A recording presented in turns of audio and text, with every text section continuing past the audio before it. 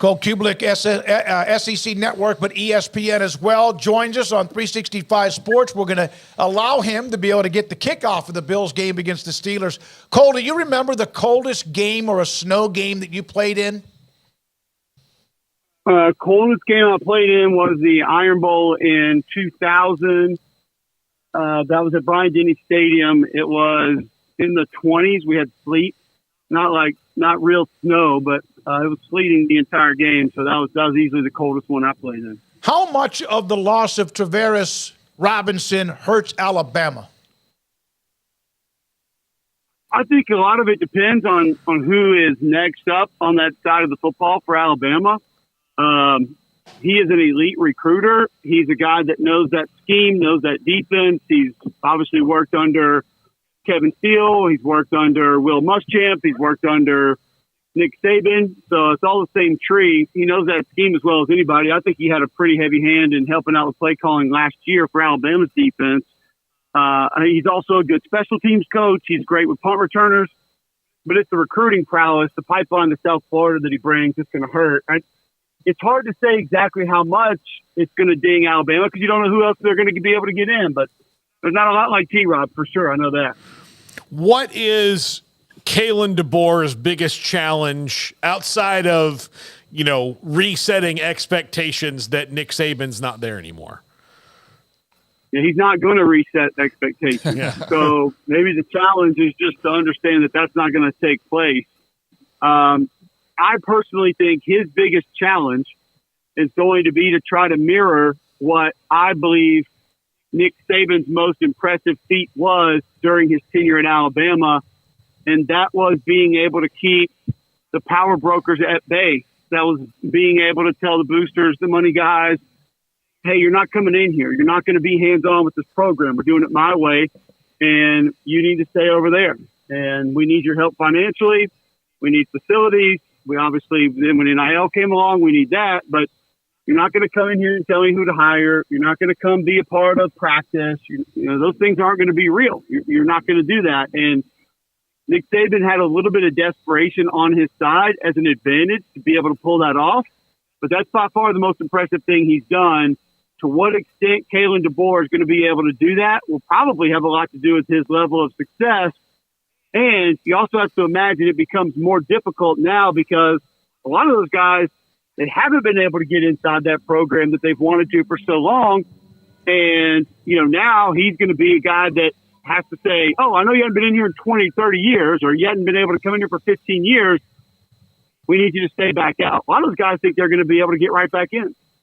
Cole, there's a lot of dominoes still to fall, but when you look at what Kalen DeBoer likes to do offensively, is Jalen Milroe going to be able to fit into that? Does Will Rogers now head towards Tuscaloosa? How do you sort of project how that might work itself out? I don't think Will Rogers ends up at Alabama, to be perfectly honest with you. It's a tough situation for him, and I had him on my podcast this past week, and talking to him since the news was announced. He's got a couple tough calls ahead of him, but I just think that Jalen Milroe sticks around, and I think Ryan Grubb can alter that offense to whatever weapons they have. They can be run heavy, run first. They can be a shot play offense. They can be a motion-based offense. They can go up speed. He can alter it however he needs to for his players to be successful. So I wouldn't expect Jalen Milroe to hit the portal. If he did, it would probably be after spring if something just didn't go right, but I think they can sit down with him and show him how they can help him develop, the same way they do with Michael Penix, and potentially turn him into an even better college quarterback. Cole, Jedd Fisch to Washington to replace DeBoer. It's the cycle, the carousel, the hamster wheel. Somebody else now is about to lose a coach because Arizona will hire somebody. Your thoughts about the move that Washington made to try to at least overcome the loss of DeBoer? Yeah, I hate it for those kids at Arizona because they had something special brewing. They really did. I thought Jedd did an awesome job of bringing in some of the old guard. He had Teddy Bruschi a part of the staff. Chuck Cecil was on that staff. He really went above and beyond to get the guys that have been an integral part of that program for a long time and bring them back in. And, Jedd Fisch showed this past year, whether it's building culture, whether it's getting guys in that understand, how to do a little bit more with less, recruiting at a high level, getting guys that were maybe undervalued and making them into be great college football players. He can do all of that. So I was really impressed with him, been able to be around him twice this year for 2 different games.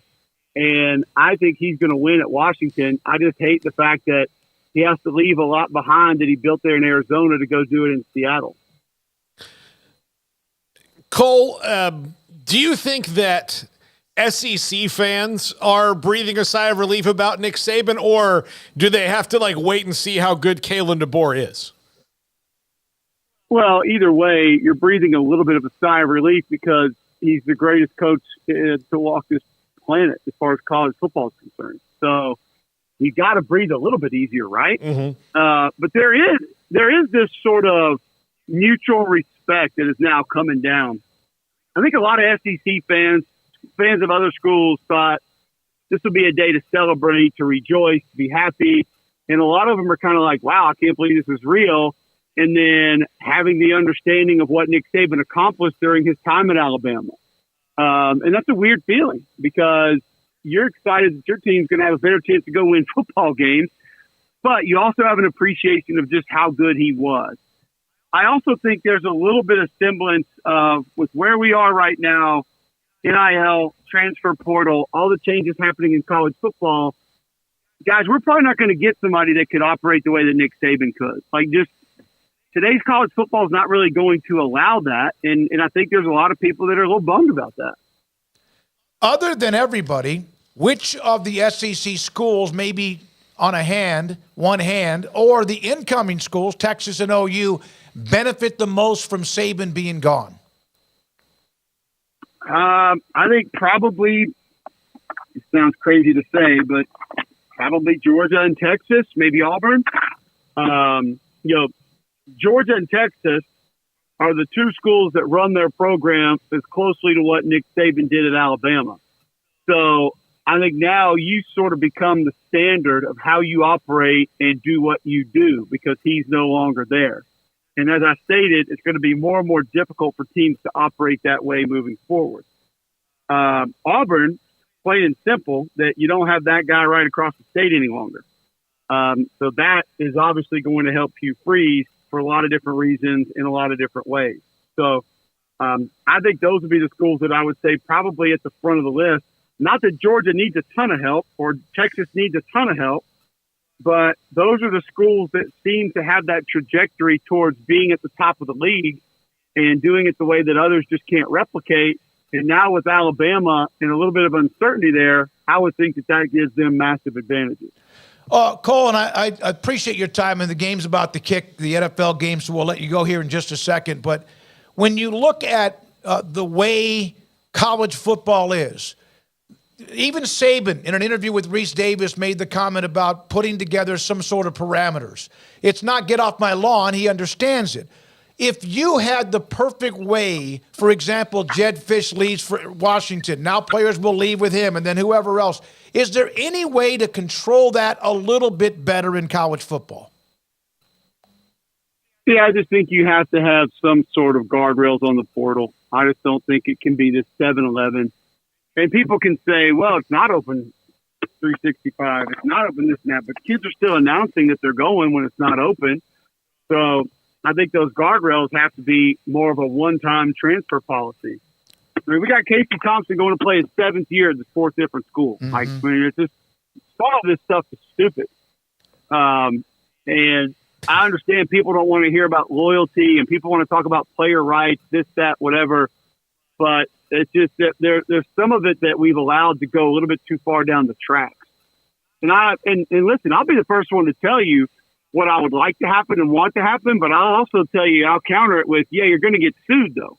Right. And that's been the problem all along. Mm-hmm. Is here comes Thomas Mars, his college football ambulance chaser machine, and he's going to sue you for whatever he wants to. Now, I'd like to see what his response will be to the Tagovailoa family that apparently are saying that the one extra game they played at Alabama was to honor Tua, and therefore it shouldn't count against his redshirt year.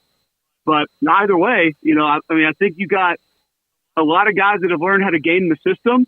You have a lot of people within the NCAA that are terrified of more lawsuits and more litigation.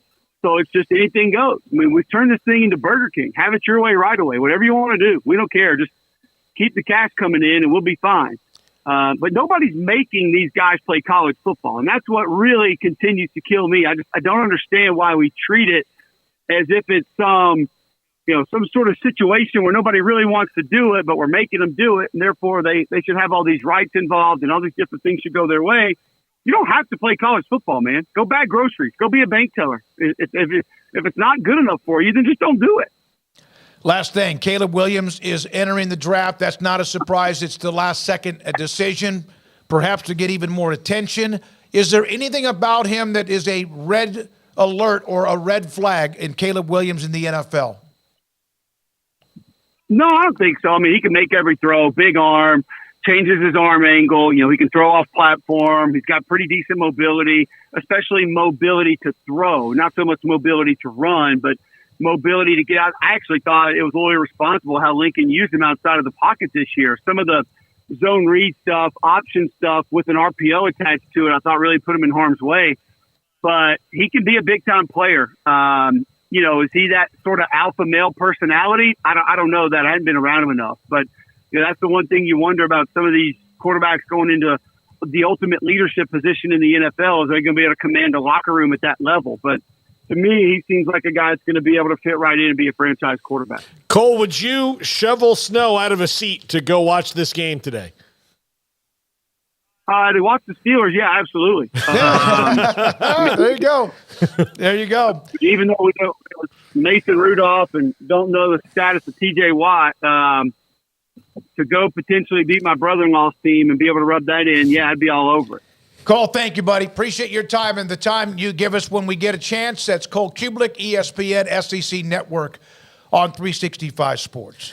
Yeah, he